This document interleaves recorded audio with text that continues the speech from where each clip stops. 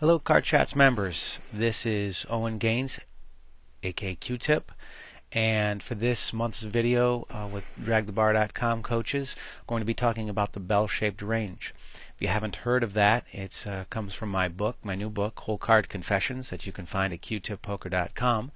And the bell-shaped range, I give it that name for when my opponent has what he perceives to be all marginal hands, really, little to no weak or strong holdings. And a decent portion of this book goes over different range shapes and then how to attack those range shapes versus different opponent types. So this article that'll go with this video goes over the bell-shaped range versus nits and tags.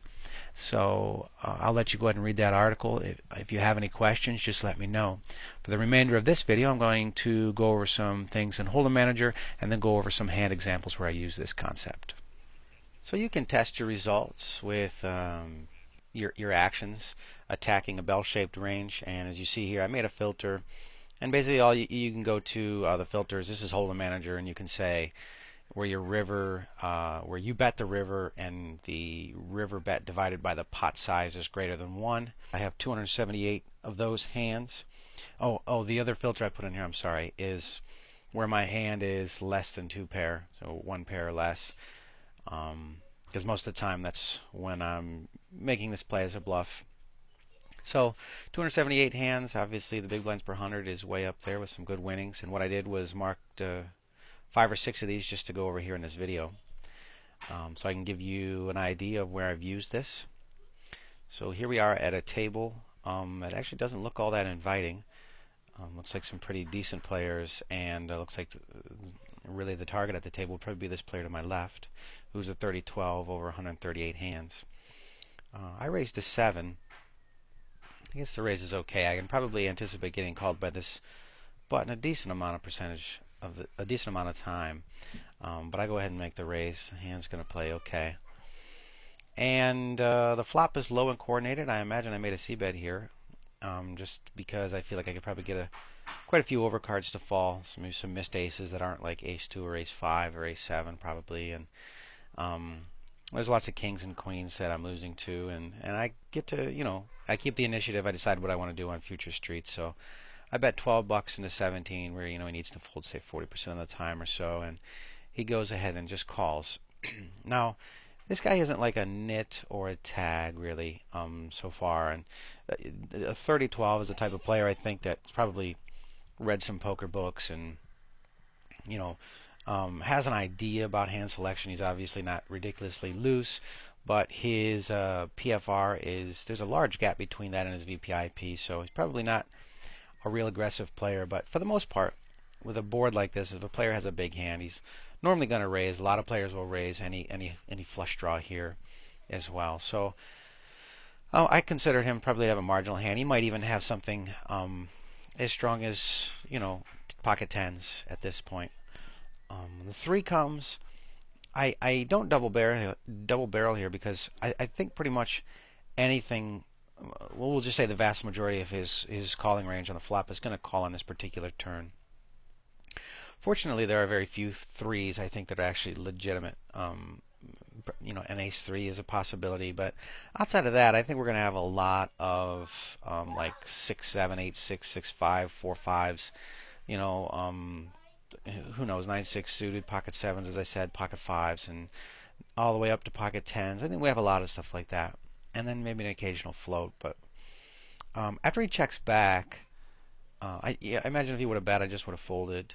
After he checks back again, that just is ringing bells that he probably has a marginal hand. You do want to be careful with this. Sometimes with paired turns, guys will check the turn. If they had, say, pocket 4s here, and they decided not to raise the flop, they hit a boat on the turn, sometimes they'll check it back. So that's something to at least be aware of. But it's a pretty small consideration given the fact that it's only really 6 combinations when you include 6-6 and 4-4, and we could throw another one in there if we want, say 7 for pocket 3s, and then the huge number of combos for all the other combinations that he can have. So it's really a small consideration in this spot, and it's certainly not going to stop me from taking advantage of the queen. I imagine I would make a large bet here on probably any card 10 and higher. You do want to be careful on an ace a lot of times, given the way this has gone down. But even then, the guy has a weak ace after the turn pairs to 3. Um, a guy like this might actually let go of it. A guy that's looser, who would look at the paired board with the 3 and then his ace and say he has 2 pairs, probably not going to fold. But after the queen comes, very unlikely card to hit his range. I think he's going to have a weak hand, but just better than mine almost all the time. It's very possible if I just bet like 20 or 30 bucks here that he might get curious with, say, 6, 7, especially when the suit doesn't hit. Guys tend to, when it's not a heart and there was a flush draw possible and it doesn't hit, guys tend to get a little bit more curious. So I think I'm going to have to make a substantial bet here to make him fold. I bet $75 into the 41. But he has to fold in the neighborhood of probably 60% of the time here with this bet, and I think that's going to happen super often. I actually don't think this guy's going to get very curious at all. The only concern would be is if he did slow play something, but I think certainly a very large plus EV over bet here, and this one works. Actually, I'm not sure if I marked one that didn't work. I mean, obviously sometimes these don't work, but I just didn't happen to mark one.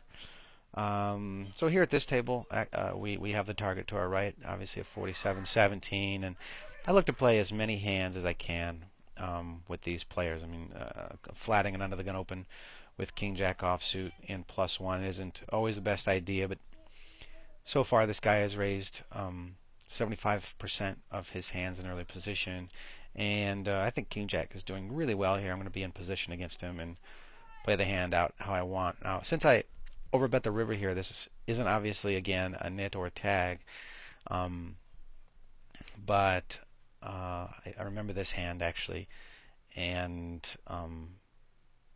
he throws off some pretty heavy signals of having a weak hand. He checks. I go ahead and make a bet to grab the initiative in the hand, and really, I mean, obviously, if he folds, this is just fine. If he does check call, I probably have at least 3 outs with the king, unless he's check calling with, say, like ace king or something. Most of the time, if a guy check calls here after he raised under the gun, well, who knows with this guy? I mean, he might have 5-6 or something, but from a lot of guys, I would expect a hand like, say, pocket 8s through jacks or whatever, something like that, or even 6s. He check calls. Turn comes a 9.